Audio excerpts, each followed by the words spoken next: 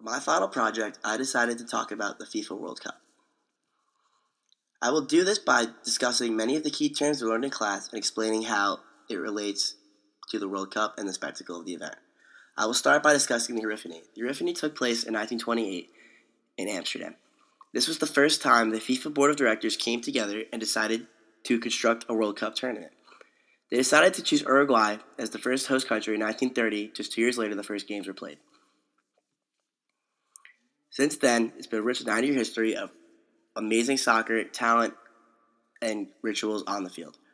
Next, I will talk about sacred places.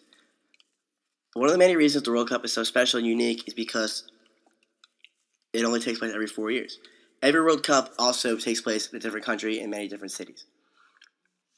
During the month of the World Cup, this country is the center of the world and is home to many great memories and great events that take place during the games.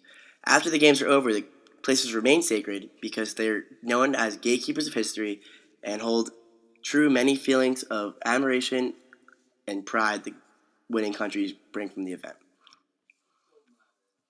Next, I will go over the idea of gifted athletes. This is something we talked about a lot throughout the semester and is something that is really brought out to be true during the World Cup.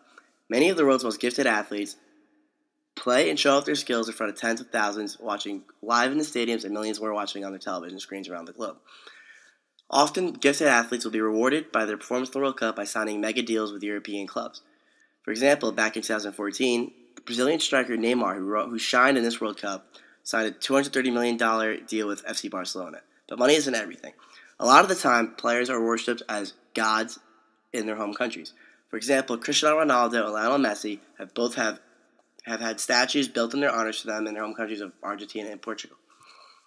They are viewed as heroes and beloved because of their gifts and ability to perform on the field, but are remembered more for their contributions for the communities off the pitch. I decided to end the video by talking about ceremonial exchanges of the World Cup, because ceremonial exchanges are what makes the World Cup so great and what I think is why it becomes a spectacle. In every World Cup soccer match, there are countless ceremonial exchanges that take place during every second of every game. It is important to notice that each team does not play wearing random colors or just plain white t-shirts. They are dressed in the uniforms that resemble their country's colors and national flags. This is done because players on the pitch are representing their country when they go out to play, which is why it's a huge emphasis on playing the game with the utmost dignity and respect. Starting at the beginning and before kickoff, each nation's team lines up together and sings their national anthem. Fans also sing and cheer along with their players from the stands during this pregame exchange.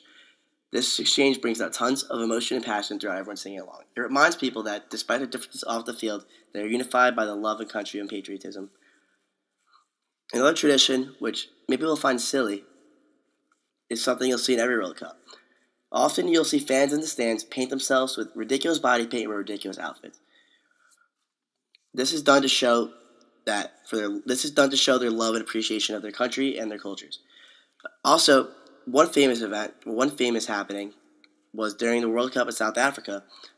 We saw the rise of the vuvuzela horn. The vuvuzela will be remembered for being a unique and very distinct noise that you heard from our TV screens. The vuvuzela has been a part of African rituals for hundreds of years, but in 2010 it became a key factor of that year's World Cup. Every year there are new exchanges which make the game so great and more wonderful.